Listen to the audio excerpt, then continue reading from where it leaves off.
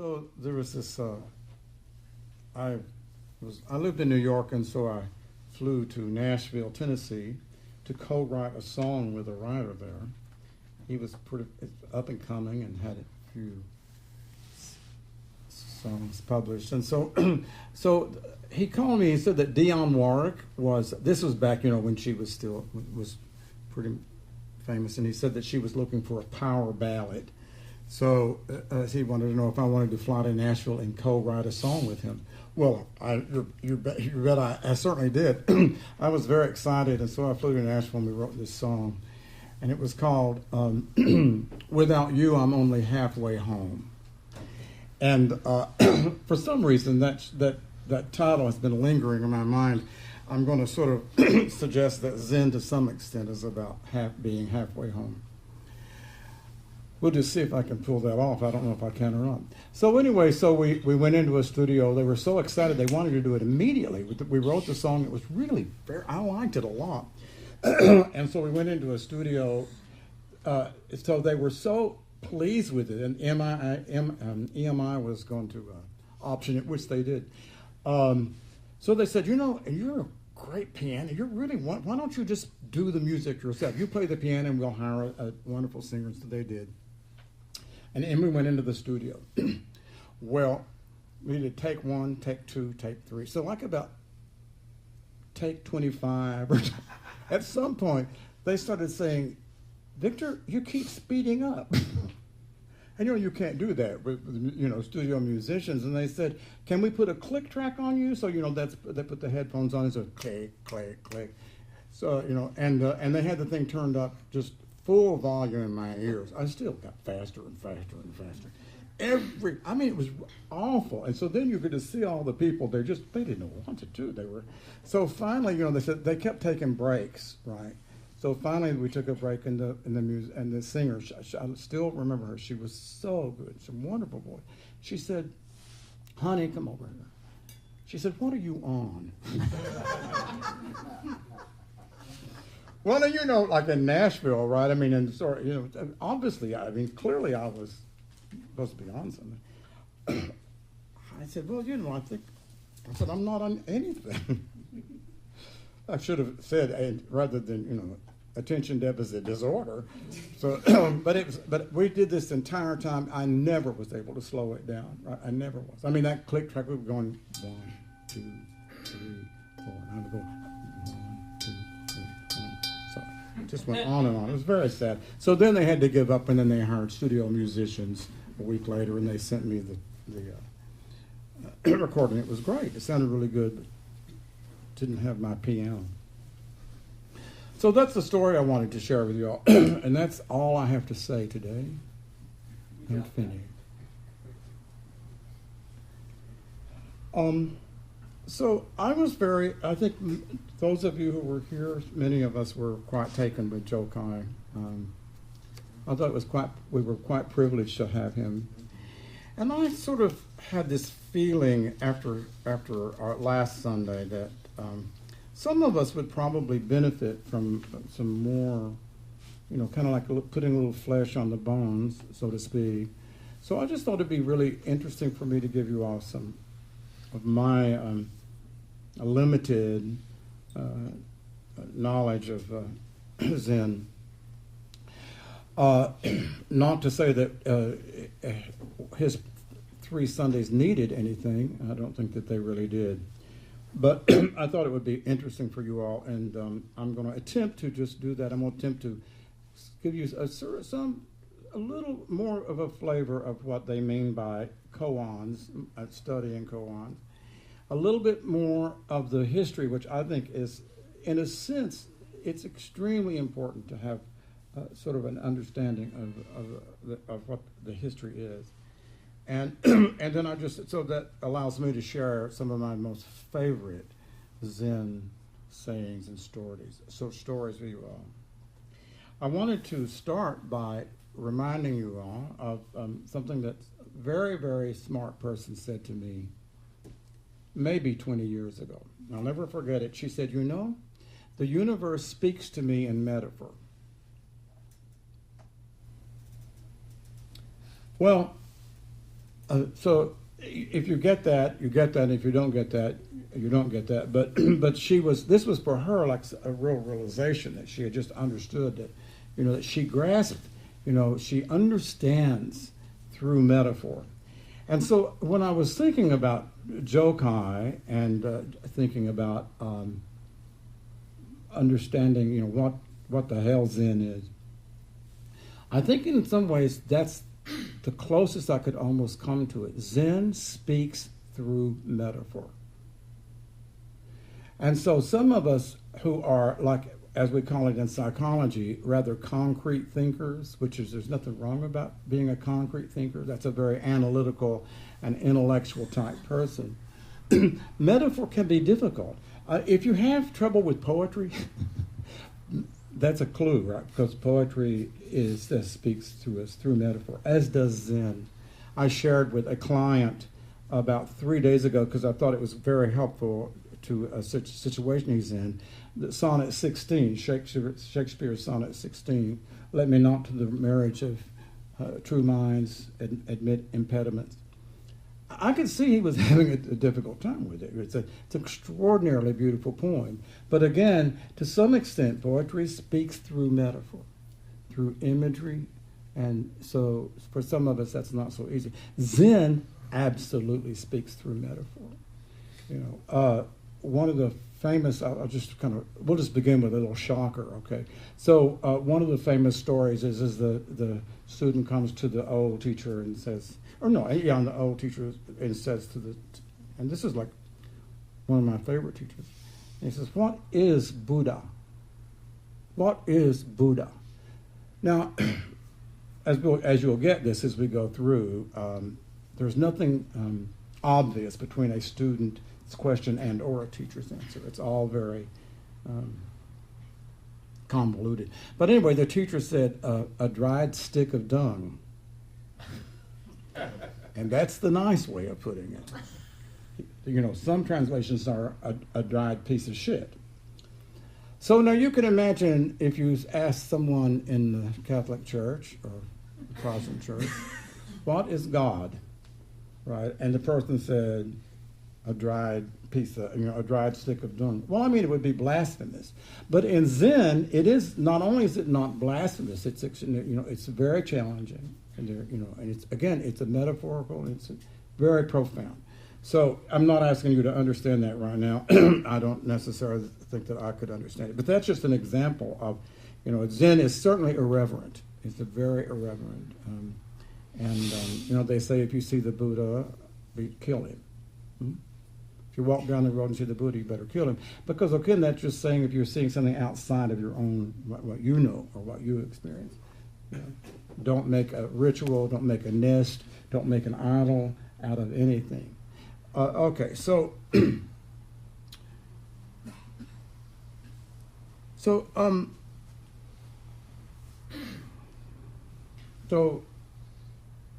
I thought maybe I'll give you like a little history, and so just try to bear with me. It's fascinating. The history is fascinating. But the thing that is about history for all of us is history, really has something quite important to teach us, doesn't it? What is it if we don't learn? Those of us who haven't learned what history taught us, we're doomed to repeat it, right? So, I was thinking about history. I had the question to myself.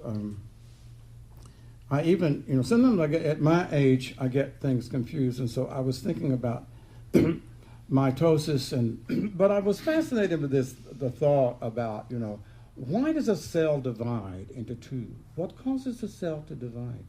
And that kind of is fascinating to me, that question, and I don't have an answer. But, so I was looking up mitosis, and then there's two different ways that a cell separates. But some ways that you look at it, it's like there's anything that is alive has an urgency to grow. Anything living must grow. It must grow. A plant has cells. Everything must grow. So in order to grow, it must survive. And in order to survive, so that's why a cell may split and replicate itself. So everything has an urgency to grow, and that growth causes everything to divide. So you take that, and if you look at anything that we see in anywhere, we see division. It's just quite extraordinary. I was thinking of a koan that I made up myself, which what is the thing that cannot be divided into two? So I'll answer that question tomorrow. What is it that cannot be divided? Is there anything that cannot be divided? So if you look at history, if you look at anything at all, and it's really fascinating, everything becomes two. Everything does, and sometimes three, right? Judaism divided into three, right? Reform, liberal, and conservative. All right, but so if we start with, let's start with the church, Catholic Church, divided into, first of all, Rome and Constantinople, right, or the Eastern Orthodox, right? But it divided into two, right? So what else? Then from that two, then it divided into Catholicism and Protestantism. Everything that grows divides. It has to in order to survive. Buddhism did the exact same thing, and so this is what I wanted to. I just want you to kind of grasp this. It did that. It's sort of like a natural process. So it divided. It went from Theravada, and then it divided into Mahayana. So that's taking us now closer to Zen. It divided into Mahayana.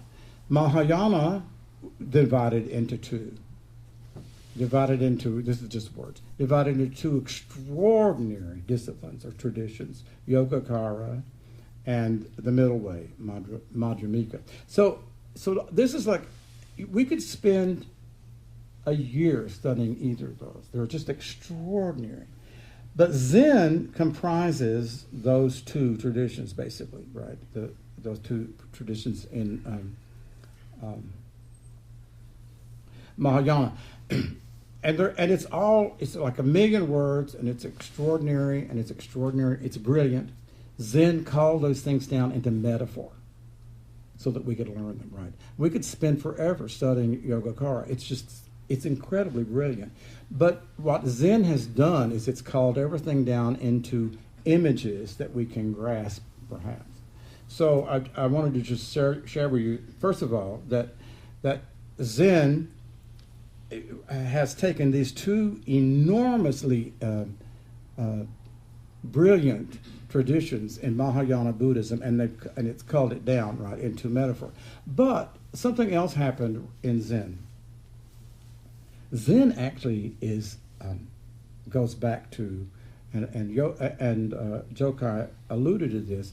My favorite thing of all of this stuff that we're studying is called Chan Buddhism, C-H-A-N, Chan Buddhism. Chan Buddhism started in China, right? That's again Mahayana, right? And that's Chan Buddhism is again the combination of these two great traditions. Okay, so so this is where this is somewhat, at least for me, it's very helpful. So again, if you think about the tension, there's always this tension in one thing that divides. There's always tension in any one thing. It always divides as it grows. So Chan Buddhism. So this will help, I think, us to understand to some extent even what Jokai was presenting to us. Well, so Chan Buddhism, which starts about essentially in the 4th or 5th century after the millennium, there were two tremendous. There was a tremendous tension in Chan Buddhism, and so one discipline was what some people call silent illumination. We don't need to work with it, but that was sitting, just sitting, getting very quiet, very still, developing profound concentration. That was one division in China. And so then the other division was when this other branch of Chan Buddhism said, you're not going to get anywhere just sitting there on your butt, getting quiet, So that's going to bring us to the first little koan I'm going to share with you, which I love this show. This is a famous story of Mazu, who was one of the greatest teachers. He came really very soon after the sixth patriarch. So he was extremely sincere and devout, and he had found a teacher. And so here he is in the monastery sitting, and he's sitting, he is sitting toward the end of time. He's going to get there, right? He's going to make it. So his teacher is walking down the road, and sees that Mazu just sitting there like a mountain. He says, "What are you doing?" So Mazu says, "I'm making a Buddha." So his teacher picks up a towel, right, it's on the ground, picks it up, and starts rubbing it. And then Mazu said, "What are you doing?" He says, "I'm polishing a mirror." Well, so Mazu says, you can't make a mirror out of polishing a towel. That's not possible. So his teacher says, "So how can you make a Buddha out of sitting?" So the story is that this very, that Mazu, that some part of him really was just really he'd never heard anyone really even had that extraordinary wisdom. He opened to some extent even at that point. So he stayed with this guy for quite a while and to try to understand. And another thing that his teacher said to him was trying to explain to him that you can't make a Buddha out of just sitting, that there's something else that has to happen. So another little koan, which I love, is he said, well, if you're sitting in a cart with an ox that's pulling your cart, and the ox won't go, which should you hit, the cart or the ox?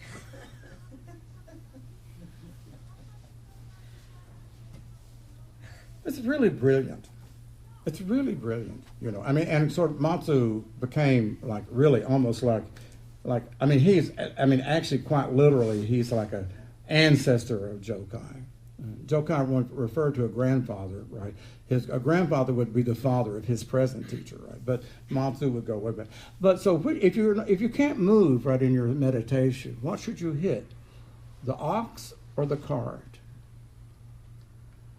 If you call the cart the body, right, would that help to hit your body or make your little legs go to sleep? But what's the ox? If the ox is the mind, which do you hit? Which do you hit?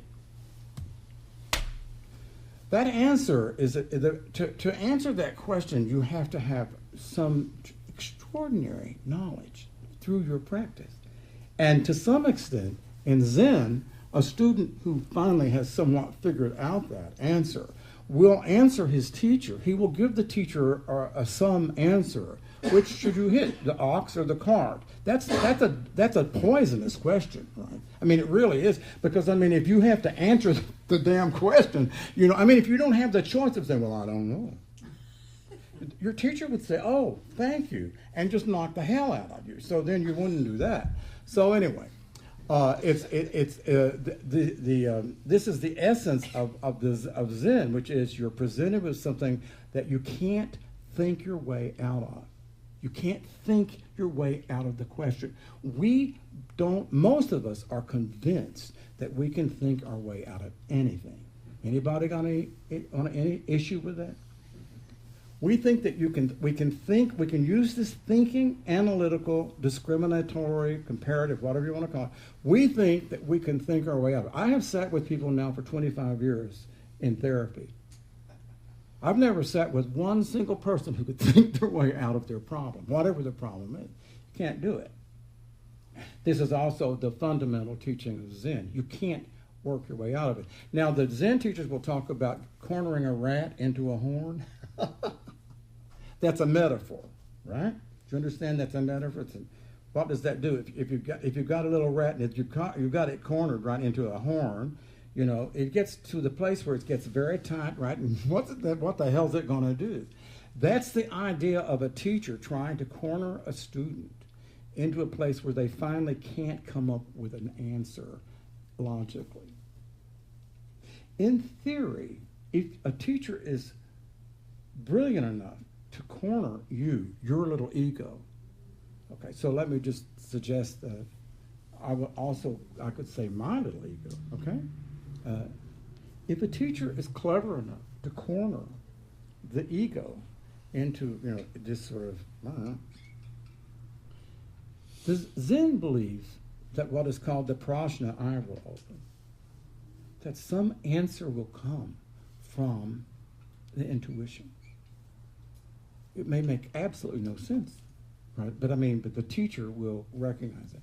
Last week, or was it the week before, Nicholas asked the Jokai, well, how does the teacher know that answer, right? I don't know if you remember that, but how does the teacher know the answer? That's the whole point of Zen. That there is someone who knows the answer. That's the whole point of lineage, right?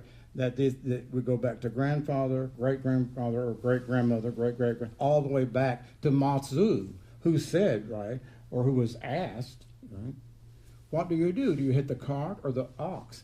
That's 1,600 years ago. That's what lineage is, right? So there's Allison knows this very well. There's something I so love. So the old Chan saying, the wise enshrine the miraculous bones within themselves. The wise enshrine the miraculous bones of the ancients within themselves. That's what all of these teachers have done from generation to generation to generation to generation. They have, in other words, they have transmitted this incredible truth from student to student to student, which is really what they mean by the word transmission. So for me, sitting the last few Sundays, it was really quite. I thought we were very privileged to have someone here who, Jokai went to Liverpool. He's from Wales and went to Liverpool and pecked on the door of this guy who taught Zen. I think he was carrying the teacher's book, right? It's called The Bare Bones. No. He was carrying the teacher's book right at the door, and the teacher let him in, right? And so he said, I'd like to study with you, and he did. And then his teacher's teacher came from America a year or 2 years later, and Jokai went to sesshin, which is what we would call a retreat. He went to a sesshin with him, and that was love at first sight, which is really what I think you would call it in terms of Buddhism. And then he gave up. He quit his job and he came to America and studied with this teacher, and then moved to study with him in Yokoji. And I think that it says that he completed the koan study. It only took him 10 to 15 years. So he's been doing that for 10 to 15 years at Yokoji with this one teacher. That's the essence of Zen. You can't think about Zen, and this is really sort of like, as I was sitting here, I really wanted to share that with you all. You can't really think about Zen without a teacher and a student. It takes two. It takes one person who can see into, and what the most wonderful term is, they call it a probing pole or a reed shade. In other words, you take a pole to probe down into the water to see what's down below, or a reed shade would shade the sun, because meaning that the teacher's always trying to see in. They're trying to see, what is that, right? How attached are you to this little ego? So it's like the whole thing only works because if the teacher can do it, can see in to the degree to which you are clinging, I'm clinging, we're clinging to this illusion of a self. So the teacher sees that, and then the student has this incredible and sincere desire to open and be exposed. So that's why, if the Zen teacher asks a question that's just impossible to answer, right? So, well, which do you hit, the cart or the ox? And you're a sincere student, you do your very best to give an answer where you're exposing yourself. Think about that. I mean, you're exposing yourself. It's scary because the teacher is not going to be nice about it, I mean, they're not supposed to be nice about it. They're supposed to be, saying, no! Oh, dear. That's what they say. And then they push you out of the room, right? It's all kind of formal, right? I mean, it isn't really mean or really isn't really cruel, but it's this kind of like this formal kabuki sort of theater that, they push you out of the room and then you go in and you sweat and sweat and say, hell, I can't figure that out. What is my original face? What is my original? That's a question that they ask you. So then you come in the room. You try to answer, what is my original? No! Or maybe if you were someone, or if you were like me, it would be like a polite Southern, no. So, all right, so here's another one. How are we doing? I'm almost finished. Are you getting bored, Beverly? No, sir. Oh, good. 15 after. So, okay, so I'm going to do this. And then I'm going to do a little dahui.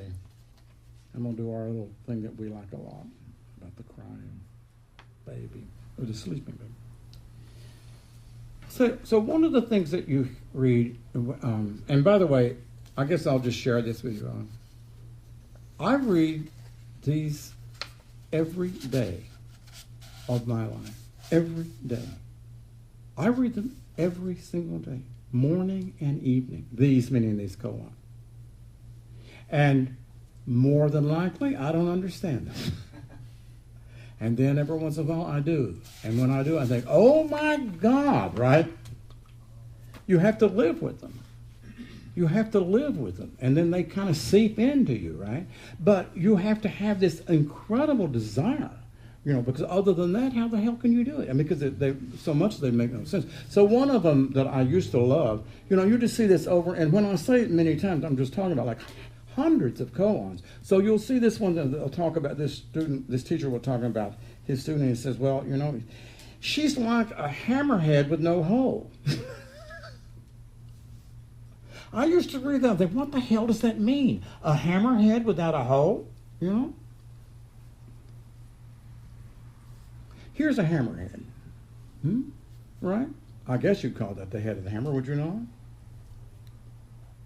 Where's the hole? The hole is right there. Right? This inserts into that hole, right? And so then, you've got a pretty effective thing. So one time I read this thing, which is, again, it's just ridiculous. So then they were talking about one teacher, and they said he actually, now talk about metaphor, he actually broke off the horn of a dragon and stabbed it into the hole of the hammer so that he could lift the hammer up. Well, okay, so what does that mean? That means a dragon is symbolizes enlightenment, an enlightened being. So, if you break off the horn of an enlightened being, it's all kind of metaphorical. But the point is, what they're referring to is the hammerhead that doesn't have a hole in it is what? It's your mind. It's your mind that has no opening to allow a teacher to come in. Hello?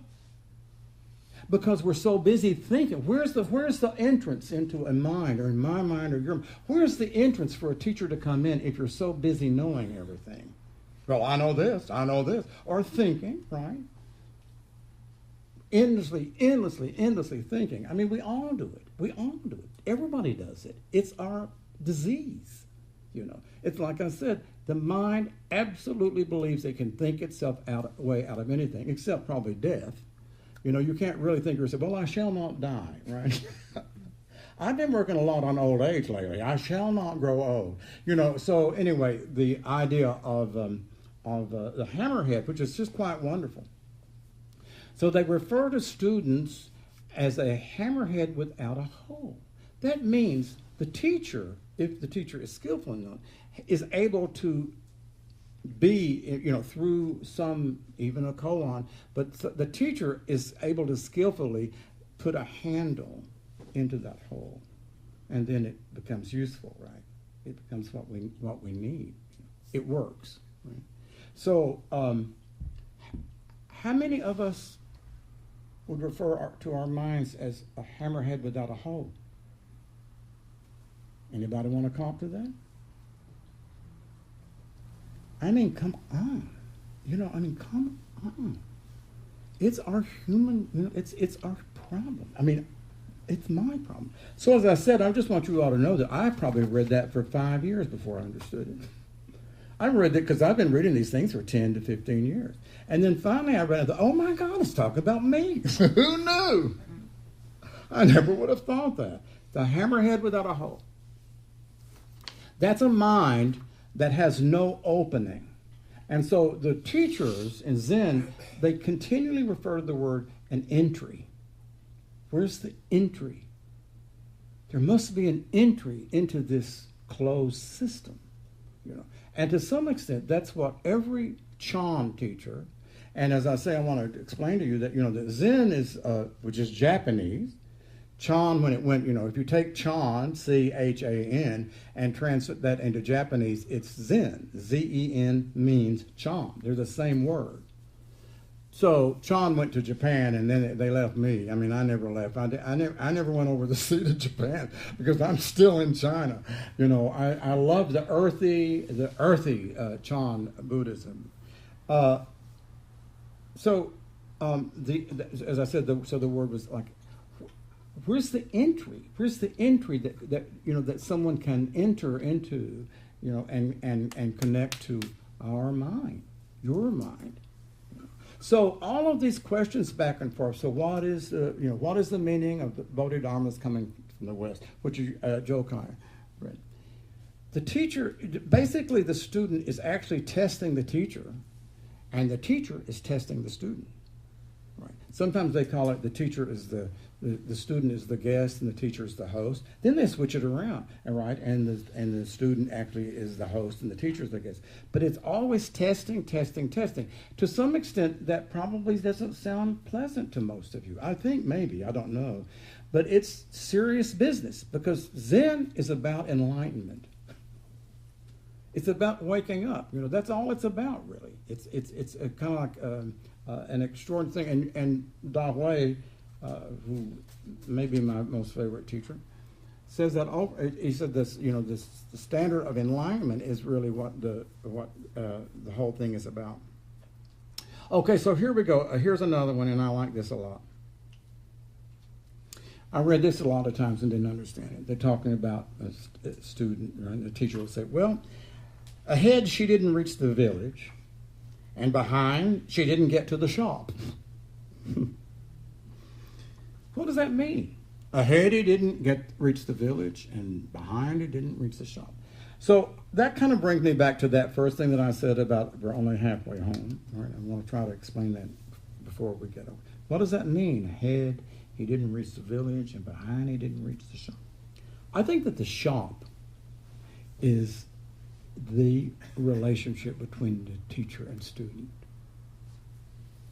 It's a shop. You could call it the container, or you could, you could picture like a little shop with a fire, where they have a bellows and things, because they use all of these earthy examples. But it's in the shop is where we're being forged and changed. In a shop, they'll say that's where they're pulling out the nails, right, that hold the thing together, pulling out all the nails that hold this hammerhead together. And this is what is happening between the student and the teacher. So ahead means that he didn't reach the village. So far, the village probably, and this is just me, but I think the village represents, like if they haven't reached the village, that means they really haven't reached the ability to be in the world. They're still, back to this kind of like the quietude or this, right? I mean, but they haven't reached, they say that a person who is fully awakened can go into delusion. They can go into the world. They don't run away from ignorance. They can be, they don't get lost in it either. But so Zen is always talking about this, another one that they will say is, they'll say, well, he's in front of the ass, but he's behind the horse. That's the same meaning, isn't it, right? I said this to a client the other day. I said, well, you're behind, you're in front of the ass, but you're still behind the horse. That means that we're only halfway there. We haven't really broken through to the true awakening, moment-to-moment reality. So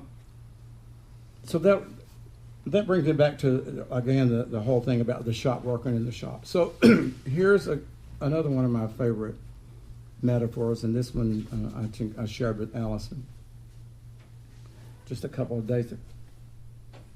So the other one that they will talk about is the teacher and the student is referred to as the teacher pecks at the shell from the outside, and the student pecks at the shell from the inside. That's the relationship. What? What does that mean? So what is it that's pecking from the inside? Of course, it is the chick, right?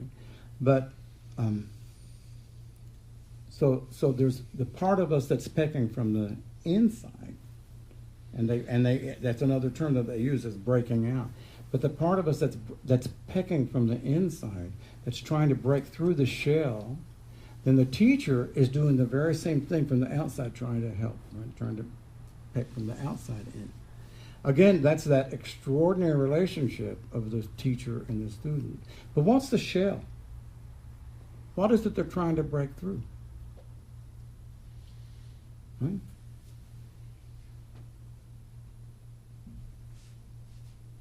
Does anybody know? I mean, it's the thing that it's what we're talking about, right? The shell is this this mind that that is again can't not think its way out. It's still we're trapped within this continual thinking and judging and comparing. So breaking out means like in Zen is a huge thing. Breaking out means that you have broken through this shell, that you are now really available to be in life. Okay, so now I'm almost finished. Oh my God. I knew this was going to be longer than I wanted it to be. So, does everybody understand this now completely? Is there anybody? You got it now, right, Mark? This totally makes sense. All right, but believe it or not, I have like okay, so I want to read this to you all, and I'm going to probably end up not reading a few of these koans, which are just kind of wonderful.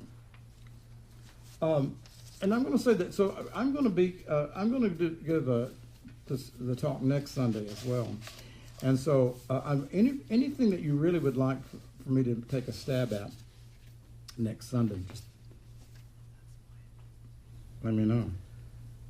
So last Tuesday, so this is so much content, and all of it is just utterly wonderful to me.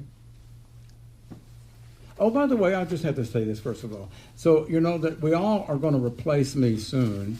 I hope that we can replace me before I croak. We don't know that will happen, right? I mean, but we do. But one of the things that I kept thinking, he would work with Joe kind of 40, 15 years. Right? Unfortunately, he's the vice abbot at Yokoji, so I don't think he would be necessarily inclined to come to longest meditation. But I do think that as we sit with guest teachers, I hope that we will all keep in mind, would she work? Would he work?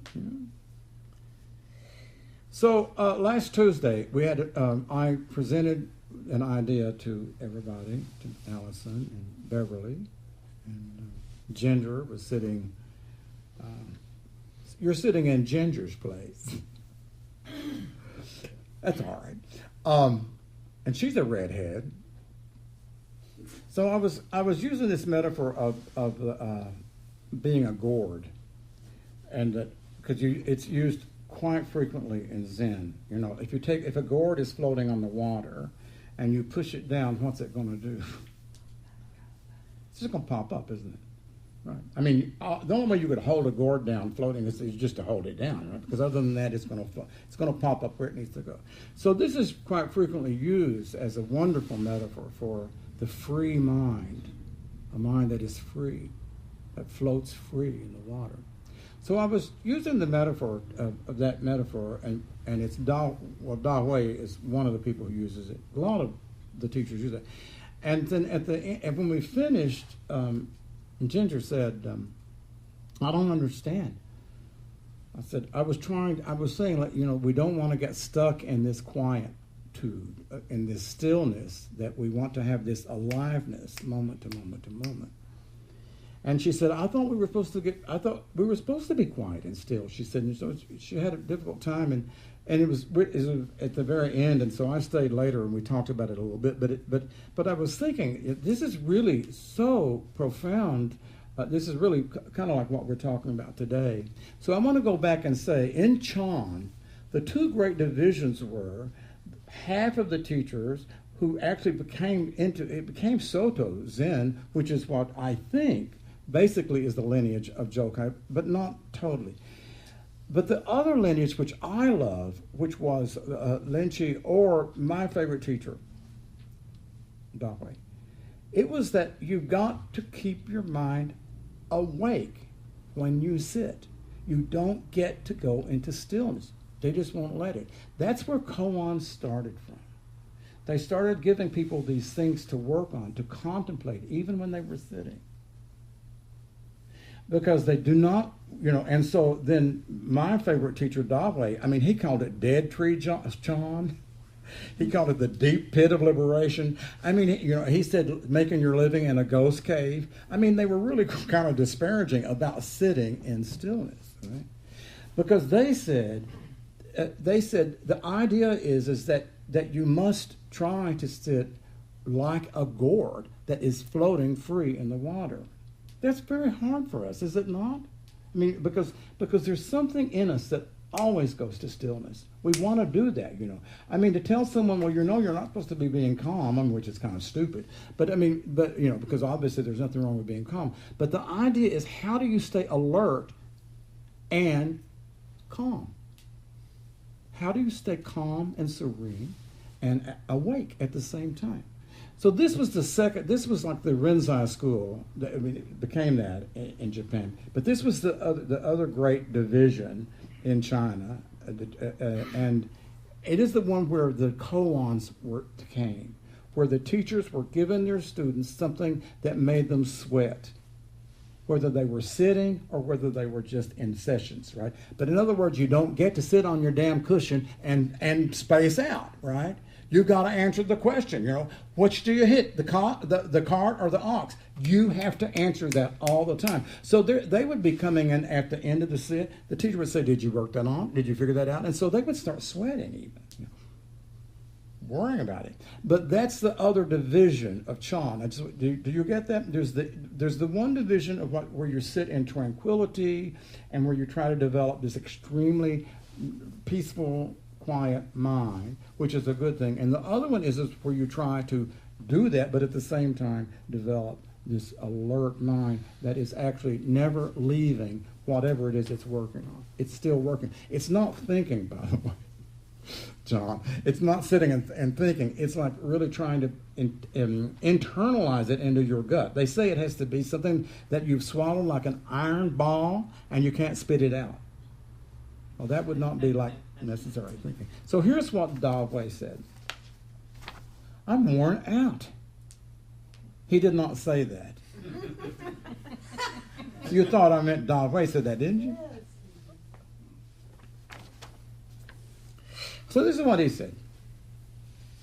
Once you have achieved peaceful stillness of body, well, let me just show you again. So this is, Dahui is coming from that other school, right? This would actually not be Jokai's school, in my understanding, although It gets confusing because now they now have really pretty much integrated both lineages, right? Now they do koans and now they do stillness. But just sitting would be basically just sitting, right? I mean, it would be that you would not be, it would be more focused on developing that incredibly quiet and centered mind. So Dawei is coming from the other school, and he tended to be somewhat, well, when you call it dead trees Chan, I mean, come on, that's not really, he was not being flattering when he said, this is dead tree Chan. Okay, so here's what he said about sitting in quietude. Once you have achieved peaceful stillness of body and mind, you must make earnest effort. Do not immediately settle down in peaceful stillness. Most of us will say, well, hell, I want to settle down in peaceful. I mean, don't you really want to say that? I do. Okay. He says, you must not do that. In the teachings, this is called the deep pit of liberation, dead tree Chan. I made that up, Mary. I mean, he didn't. I added these other things. And the other one I just love, he says, he call it making your living in a ghost cave. What does that mean, making your living in a ghost cave? If this is the ghost cave, and I'm making my living there, meaning, right, I'm just spending all my time, that's what he means by making your living in a ghost cave. He's pretty disparaging. You must make yourself turn freely like a gourd floating on the water, independent and free, not subject to restraints, entering purity and impurity without being obstructed or sinking down. This is the Rinzai approach. I just added that. So then he said one more thing. He said, if there was some other way to teach meditation, I would. He said, but there isn't. In other words, he saw the downside of trying to teach right tranquility. And he said if there was some other way to teach it, I would do it. But, he said he couldn't, there is no other way. So that's, of course, then again, why they use these things for you to also be working on or trying to figure out. So this is the last thing, and it's so wonderful. This is so truly, truly wonderful. Only then do you have a little familiarity with the school of patch-robed monks, which is what they were called, right? Their robes were made with patches. He said this, and Allison loves this. If you just manage to cradle the uncrying child in your arms, what's the use? If you're only able to cradle the crying child in your arms, what's the use? Do you get it? What's the use? I mean, so a little baby's sleeping, right? This lovely little baby, right? And see, that's the metaphor for sitting in stillness. You're cradling the sleeping child in your arms. This week, I've had 3 or 4 times that people have gotten on my last nerve. And I have been as mean as a snake. I've been pretty outrageous. I have not been cradling, this angry part. Because the sleeping baby, right? When we're talking about the sleeping baby, we're also, it's like it's crying, but it can be angry, it can be greedy, it can be deluded, all of these things. So he's saying sitting in meditation is not about cradling whatever it is that's asleep. It's about waking up. Right? Did you get that? Is that confusing? So I have like about 20 more minutes. But I will not burden you with 20 more minutes. And this is longer than my usual fare.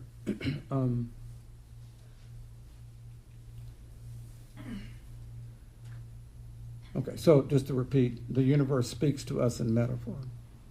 And if we cannot, and Zen absolutely, and I think only speaks in metaphor. I think only speaks in metaphor.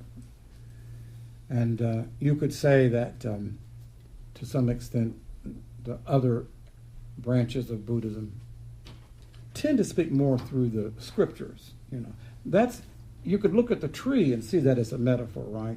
But the other part to see it is just the words, right? The Eightfold Path and all of the words. So that's all I'll say for now. And I hope that you'll still like me now that I'm finished, because I have abandonment issues that are very serious. Thank you.